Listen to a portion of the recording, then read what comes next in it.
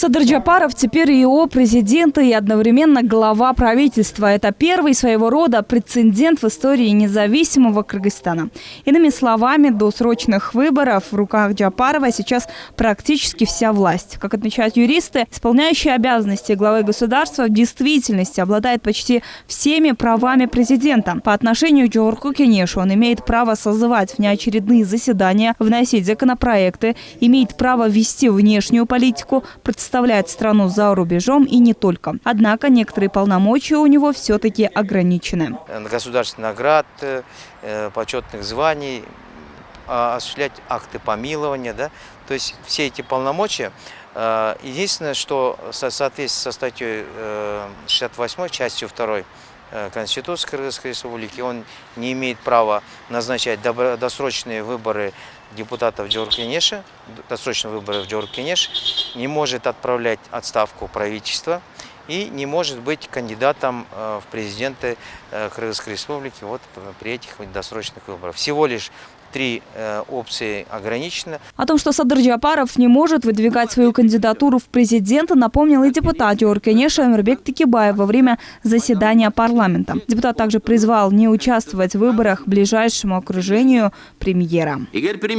Если близкий друг премьера примет участие в выборах, поверит ли избиратель справедливости выборов? Если ваши друзья не будут участвовать в выборах, то это будет хорошим основанием для развития. Также необходимо провести выборы в сроки, указанные Конституцией. В противном случае не будет условий для стабилизации.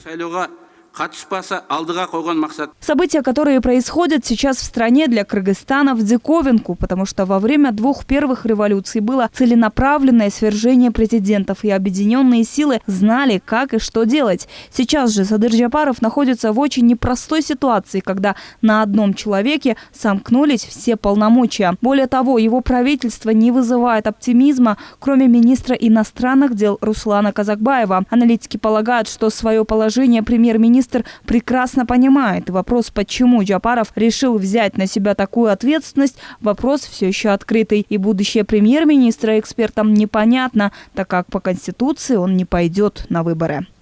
Коллизии, они пока не работают на имидж самого Садыра Джапарова. Безусловно, он популярный политик, но посмотрим. Но у него сейчас очень сложная ситуация. Я говорю, самая сложная из всех руководителей страны, которые были, даже включая Розу Отунбаеву, когда были, именно на ее правление выпала эта Орская трагедия, да, трагедия на юге. Стабильность в Кыргызстане на данный момент, как уверил Игорь Шестаков, будет по той причине, что на носу парламентские и президентские выборы. В течение недели депутаты должны объявить точную дату досрочных выборов президента. Если этого не сделают нардепы, ЦИК по Конституции объявит выборы сама на 3-ю декаду января. А предварительная дата парламентских выборов также уже известна. То есть 6 числа Центральная избирательная комиссия приняла такое решение, 6 октября. Значит, до 6 ноября у нас есть время для того, чтобы назначить дату выборов. Но если это произойдет, скажем так, 20-21 октября, то это будет 20 декабря, воскресенье этого года. Если же парламент по каким-то причинам не примет такое решение, то выборы считаются назначенными. И, соответственно, выборы организует Центральная избирательная комиссия со своими территориальными избирательными участковыми комиссиями по стране.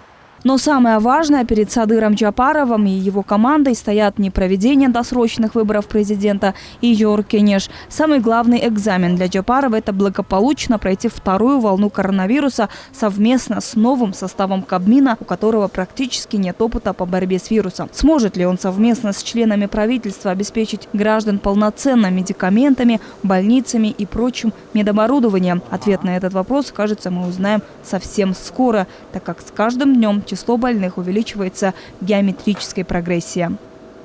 Айдаматбекова, Алтынбек Сакиев, Нью ТВ.